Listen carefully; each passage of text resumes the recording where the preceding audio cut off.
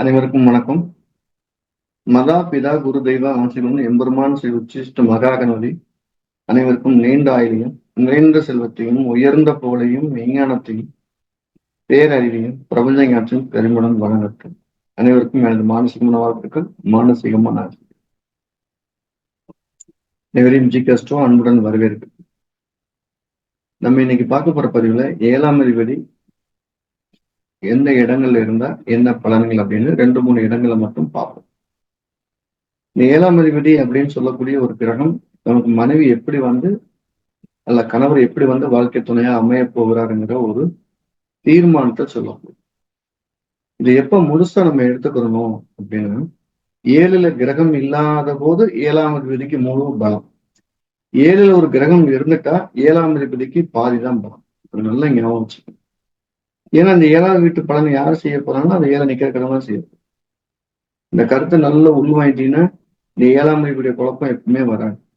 7ல கிரகமே இல்லை அப்படின்னா 7ஆம் வீட்டு வேலை செய்ய போறாரு. இப்ப 7ஆம் வேலையை செய்ய மாட்டாங்கன்னா கண்டிப்பா செய்யும். மனைவியுடைய அல்லது வாழ்க்கை துணைவருடைய குணம், நலன், அவர் எப்படி நடந்துக்கிறவாரு, அவருடைய நலனுடைய செயல்பாடுகள் எப்படி இருக்கும், அவருடைய போக்கு எப்படி இருக்குங்கிறது 7ஆம் அறிவு தான் சொல்ல போகுது. 7ல் நின்று என்ன செய்ய போனா எப்படி வெளிப்பட போறாருன்னு சொல்லு. ஒரு கடனை வாங்குறத 7ஆம் அறிவு சொன்னா அது எப்படி அந்த கடனை வாங்க போறாருங்கிறத, இல்ல எப்படி கடனை வாங்கி செலவழிக்க போறாங்கன்னு 7 நிக்கிற கிடையாது சொல்லு. அப்ப 7ஆம் அதிபதி என்ன செய்யறாங்கன்னா ஒரு வேலையை செய்யக்கூடிய குணத்தை கொடுக்கறது முக்கிய பங்கு வகிக்கிறாங்க. அப்படி பார்த்த ஜாதகங்களை சில உதாரணங்களை பார்ப்போம். ஒருத்தருக்கு 7ஆம் அதிபதி 12ல இருக்கு. ஒரு விஷயத்த பாசிட்டிவாவும் பார்க்கலாம், நெகட்டிவாவும் பார்க்கலாம். இப்ப 2 ஜாதகங்கள் ஒரே மாதிரி இருக்கு. ஒரு மகர லக்ன ஜாதகம் 2 ஜாதகமே 7ஆம் அதிபதி சந்திரன் 12ல இருக்கிறார். இந்த 2 ஜாதத்தையும் ஒப்புமை எடுத்து பார்த்தோம்னா 7ஆம் அதிபதி தான் ஒருத்தருக்கு 12ல இருக்கிறார். அவருடைய கணவர் வெளிநாட்டுல இருக்கிறாரு, நிறைய சம்பாதிக்கிறாரு, குடும்பத்தை நல்லா பாத்துக்கிறாரு, அவங்க வாழ்க்கை ஸ்மூத்தா போயிட்டு. இன்னொருத்தர் குடும்பத்தோட இருக்கிறாரு, அவர் தினம் சண்டை சச்சரவு, 2 பேச்சுவார்த்தையில அசிங்கப்படுத்துறாரு. இப்ப 7ஆம் அதிபதி மறைஞ்சிருக்கிறாருங்கிற பட்சத்துல நன்மை சொல்லலாமா தீமை சொல்லலாம். வேற ஒரு இடங்கள்ல, வேற ஒரு ஊர்கள்ல, வேற ஒரு தொழில்கள்ல, சொந்த ஊருக்கு ரொம்ப தூரம் போயிருக்கவங்க அது பெரிய தொந்தரவை செய்யறது இல்லை.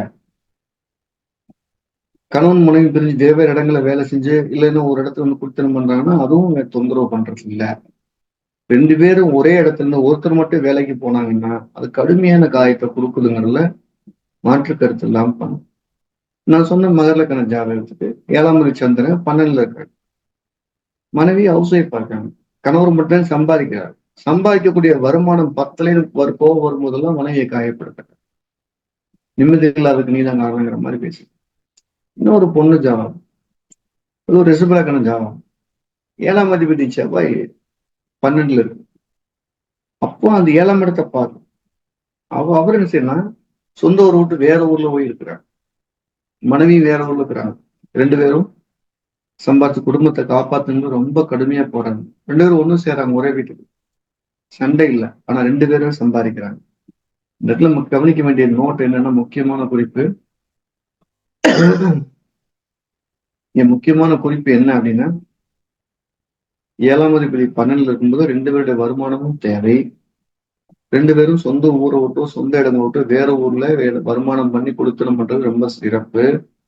ஜாயிண்ட் ஃபேமிலியா இருக்கிறதுனால அது குடும்பத்துல அதிக பிரச்சனைகளை கொடுக்கும், தேவையில்லா சந்தேகத்தை கொடுக்கும். அப்படிங்கிறது உறவுல திருமணம் பண்ணும்போது கடுமையான காயத்தை கொடுக்குது. இந்த நாளை ஞாபகம் வச்சுக்கிட்டீங்கன்னா போதும். இன்னொரு அதே 7ஆம் அதிபதி 2ல இருக்கிறன்னு வச்சு அப்படின்னா, நீங்க என்ன எதிர்பார்க்கிறீங்களோ அந்த அத்தகைய ஒரு வருமானத்தை, அத்தகைய குடும்ப அமைப்பை, அத்தகைய ஒரு சமுதாய அங்கீகாரத்தை பெற்றக்கூடிய மனைவியாற்ற இருக்கும், இல்ல கணவரா இருப்பார். அதுக்கு பதில் அவர்கிட்ட கேட்டா என்ன சொல்லுவாருன்னா, இந்த திருமணத்தை நான் தியாகமா பண்ணி வாழ்ந்துட்டு இருக்கிறேன். அப்ப 7ஆம் அதிபதி 2ல இருந்தாருன்னா அது 7ஆம் பாவத்துக்கு 8, ஆனா ஜாதகத்துக்கு 2, இவருக்கு நன்மை பயக்கும் சொல்லக்கூடிய எல்லா விஷயங்களும் ஆப்போசிட் ஆளுக்கு நன்மை இல்லைன்னு சொல்லுவார். ஆனா குடும்பம் பிரியாது வாழ்ந்துகிட்டு இருப்பாங்க. நல்ல வருமானம் இருக்கும், நல்ல கௌரவமா வச்சுக்குவாரு. ஆனா அது சந்தோஷமா செய்வாருன்னா வருத்தமா செய்வார். ஒரு மிதன லக்ன ஜாதகம் ஏழாம் அதிபதி குரு 2ல இருக்காரு. அது 7ஆம் பாவத்துக்கு 8. அது பாவத் பாவாங்கிற ஞாபகம் வச்சு. இப்ப வீட்டுக்காரர் நல்லா சம்பாரிச்சு கொடுக்குறாரு, பெரிய உயரத்துக்கு குடும்பம் போதும் சந்தோஷமா வாழ்ந்துட்டு ரொம்ப ரிச்சான வாழ்க்கை வாழ்ந்துட்டுங்க. சேர்ந்து இருக்கும்போது கேட்கும்போது சூப்பரா சொல்றாங்க. அந்த இடத்துல அந்த கணவர் மட்டும் தனியா கேட்கும்போது, இந்த வாழ்க்கையை என்னோட தியாகமா வாழ்ந்துட்டு இருக்கிறேன். இந்த பிள்ளைகளுக்காக வாழ்ந்துட்டு இருக்கிறேன். எங்க அம்மா சொன்னதெல்லாம் வாழ்ந்துட்டு இருக்கிறேன். எங்க அப்பா இன்னும் இதே ஒரு காரணம் தான் சொல்லும். அப்பதான் ஒரு வழிய ஒரு கிரகம் இந்த 7ஆம் அதிபதினு சொல்லக்கூடிய கிரகம் எங்க நிக்கிறாரோ அந்த பலத்தை கொடுக்கறதுக்கு முன்னால தன்னோட வீட்டுல கிரகம் இருக்காங்கிறதையும் சேர்த்து பார்க்கணும்னு. இப்ப 7ஆம் அதிபதி 12ல இருக்கிறதையும் பார்த்துட்டோம், 2ல இருக்கிறதையும் பார்த்துட்டோம். இப்ப லக்கணத்திலே இருக்குன்னு வச்சுக்கோங்க. ரொம்ப ரசிச்சு வாழணும்னு நினைக்கிறாங்க. அவரை தேடி அந்த வாழ்க்கை ரசிச்சு அமையுது. இப்ப 7ஆம் அதிபதி லக்கணத்துல இருக்கும்போது இவரோட ஏதேனும் ஒரு செயல்பாடு அடுத்தவங்களை அப்படியே உணர்ச்சி வசப்பட வச்சிருது, ஒரு ஆச்சரியப்பட வச்சிருது, ஆசைப்பட வச்சிருது. அதுக்காக அவர் டெடிக்கேட்டா வாழ ஆரம்பிச்சுட்டார். இந்த விஷயத்த ஒரு கான்ட்ரவர்சியா கருதுறவங்க நிறைய பேர் இருக்கிறாங்க. ஒரு மேச லக்கணம் 7ஆம் அதிபதி சுக்கர் லக்கணத்துல இருந்தோன்னே கேட்கிற முதல் கேள்வி, அப்ப இந்த குழந்தை இல்ல இந்த பையன் லக்கணத்துல சுக்கர் நிறைய தப்பு பண்ணுவானா? 100% அவர் தவறு செய்தாலும் கூட இந்த குடும்பத்தை விட்டு பிரிந்து செல்ல மாட்டார். கேள்வி டைரக்டா பதில் சொல்லணும். தப்பு செய்வானான்னு கேட்டா செய்வார். ஆனா குடும்பத்தை கம்பேர் பண்ணும்போது குடும்பத்துக்கு சிறு துரோகம் கூட இருக்கு. அப்போ ஒரு ஆணோட ஜாதகத்துல லக்கணத்துல கூடிய சுக்கிரன் எந்த பாவாதிபதியா இருந்தாலும் மனைவியை விட்டு விலகுவதில்லை. ஆனா மனைவிக்கான ஒரு இடத்த ஒதுக்குனா அது கூடுதல் யோகத்தை கொடுக்கும். இப்ப 7ஆம் அதிபதி லக்கணத்துல கூடிய எல்லா ஜாதகமுமே தன் கணவன் மனைவியை பிரியாம இருக்கிறதுக்கு என்னெல்லாம் முயற்சிக்கு அத்தனையும் பண்றாங்க. அது எடுக்கணும்னு அவசியம் இல்லை, பார்த்தாலும் அந்த வேலை செய்யும். அதே 7ஆம் அதிபதி செவ்வாய் இருந்து லக்கணத்துல கூட ஒரு பொண்ணு ஜாதகத்தை பாத்தீங்கன்னா அந்த கணவர் என்ன துரோகம் பண்ணாலும் என்ன கசப்பு பண்ணாலும் அவர் தான் உலகம், அவர் தான் வாழ்க்கைன்னு வாழ்ந்துட்டு இது இருந்தாலும் பார்த்தாலும். அப்ப இந்த பதிவு நம்ம செய்ய போறது 7ஆம் அதிபதி 12ல இருக்கும்போது சொன்ன பலன்கள், 7ஆம் அதிபதி 2ல இருக்கும்போது சொன்ன பலன்கள், 7ஆம் அதிபதி லக்கணம் சொன்ன பலன்கள் எல்லாமே அதோட தசாபத்தி காலங்கள்ல ரொம்ப அதிகமா வெளிப்படுது. கோச்சாரத்துல பாதி வெளிப்படும். அப்போ ஒரு பாவாதிபதி எங்க இருக்கிறாங்கிறத பொறுத்து அதோட குணநலன்களை தெளிவாக சொல்ல முடியும். அது சம்பவமா எப்ப மாறும்னா அதோட தசாபத்தி காலங்கள் தான் மாறும். இது வரைக்கும் காத்திருக்கும். இப்ப 7ஆம் அதிபதி எப்பவுமே 6, 8, 12 இருக்குது அப்படிங்கிற போது தீய பலன்களை சொல்வதை விட்டு குடும்பத்தோட வெளியே போய் சம்பாதிங்க, 2 பேரும் வேலைக்கு போங்க, கூட்டு குடும்பம் வேண்டாம், முடிவை கலந்து எடுத்துங்க, இப்படி ஒரு பாசிட்டிவான வார்த்தைகள் சொல்லும்போது இந்த குடும்பம் கூடுதலான வலிமையோட வாழுங்கிறதுல எங்களுக்கு எந்த மாற்று கருத்தும் கிடையாது. இது எங்களுடைய அனுபவம்.